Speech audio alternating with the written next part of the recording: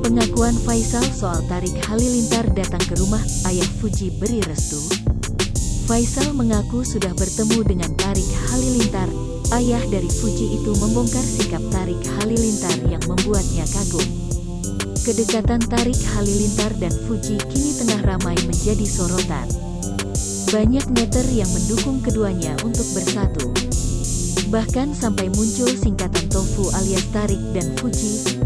Kabar kedekatan Fuji dan Tarik Halilintar pun sampai ke telinga Faisal.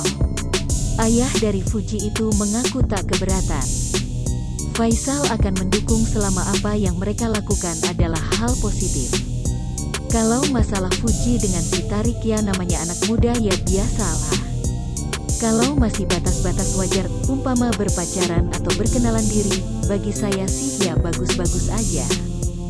Sejauh itu hal positif dan baik yang mari kita support, ungkap Faisal seperti dikutip tribunstyle.com dari YouTube populer seleb, Kamis tanggal 23 Desember tahun 2021. Diakui Faisal, Tarik sudah berkunjung ke rumahnya.